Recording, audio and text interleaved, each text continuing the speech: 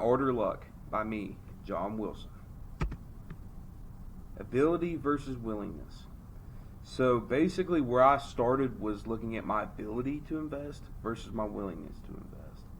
Everybody has the same ability in this procedure, but basically, it's how much money do you actually have that you can invest? Do you have the ability to invest in the things you want to invest in? While with the willingness to invest, that's the sleep at night factor. Are you comfortable in what you were investing in? There's a lot of good ways to gauge this, and it's called kind of risk tolerance. You need to gauge what your risk tolerance is, and I actually did that. So how comfortable am I with my portfolio? I'm very comfortable due to the next slide. How I decided to actually invest. I looked at all the financial sectors, and I was like, diversification. That's one of the biggest things that you could possibly do in any portfolio, is make sure that you have a lot of diversity, because if you're invested in only one stock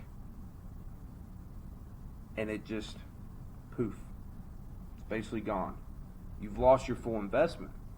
But if you have 20 to 30 different stocks and bonds, other securities, you don't lose that full investment. It's huge. So how did I actually get to where I'm comfortable? My market research. That's everything. I talk to professors, talk to students, I talk to other CFPs, a lot of connections that I have. I tried my hardest to get rid of my unsystematic risk, which means that, like I mentioned earlier, that one stock is your unsystematic risk. It can be hedged against by diversification. Systematic risk is market risk. That is something that you can't get rid of, but that's okay. That's part of playing the game. So this is my portfolio.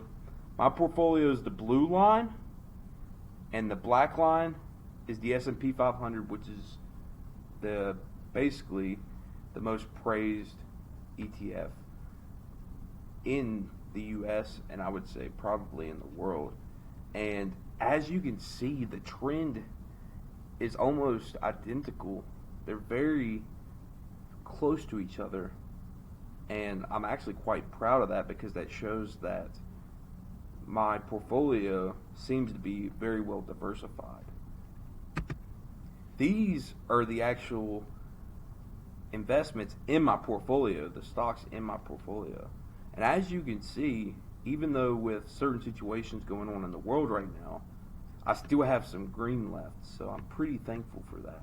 So like AP, Walmart, Baker Hughes, and Caterpillar are the ones that are in the positive now, but the one that's been the most consistent is Walmart out of all of these. It stayed in green almost the whole time since I've owned it. So some of the future implications that I have learned: investing is both an art and there's luck involved. See, the thing is that we didn't exactly land and start investing at the right time, but to some it is the right time, because buy low, sell high. But in general, I don't truly believe that. A lesson that I've learned is that as long as you buy young and can ride waves in total throughout the market, your investments are always going to go up, technically, over long periods of time. Thank you guys, and I really appreciate you hearing me out. Have a great day.